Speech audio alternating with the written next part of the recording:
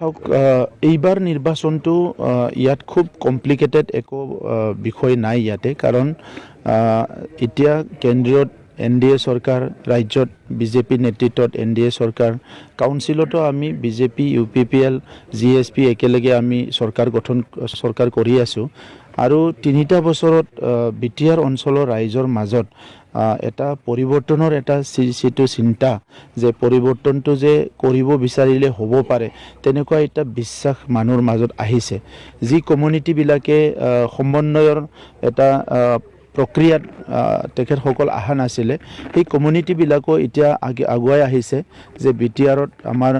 সমন্বয়টো লাগে শান্তি লাগে নিৰাপত্তা লাগে কিছুমান মানুহ অলপ আগৰ চৰকাৰৰ লগত বেপাৰ বাণিজ্য কৰি থকা এটা সেকশন আছে যিসকলে অলপ মানে কয় যে আমি একো পোৱা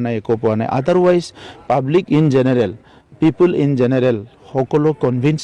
যে এতিয়া BTCত পৰিৱৰ্তন আহিছে এই পৰিৱৰ্তনটো চিৰযুগমীয়া কৰিব লাগে তেতিয়াহে আমাৰ তাত কিবা এটা হ'ব পাৰে তো সেই কাৰণে এই নিৰ্বাচনটো আমাৰ কাৰণে খুব কমপ্লিকেটেড নিৰ্বাচন নহয় আৰু আগত যি সকলক ফেক্টৰ বুলি কৈছিলে আগত যি সকলে নিৰ্বাচন আহিলে মানে ইটো হিটো কৈছিলে এই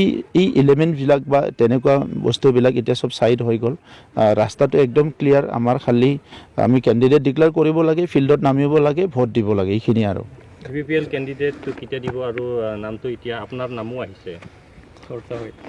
ৰাজনীতিত থাকিলেতো নামবিলাক আহি থকা মানে ভাল বেয়া নহয় কিন্তু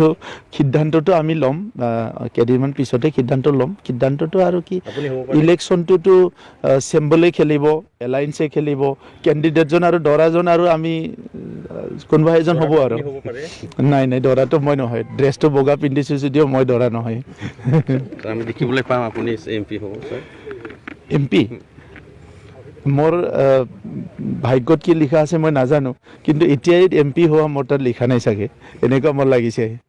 কাৰ লগত যুঁজ হ'ব পাৰে কোকৰাঝাৰত একো যুঁজে নাই এইবাৰ আপোনালোকে ৰিজাল্টটো দেখিব একদম মানে বহুত ডিফাৰেঞ্চ মানে যিসকলে কণ্টেষ্ট কৰিব আমাৰ এগেইনষ্টত তেখেতসকলে 25-20 থাকিব আমি যিমান ভোট পাম ধৰি লওক আমি যদি 100টা ভোট পাইছোঁ যিসকলে কণ্টেষ্ট কৰিব ইহঁতে কোনোবা 20টা কোনোবা 19টা পাব ইয়াতকৈ বেছি নাপায় আজি সবে মনত ৰাখক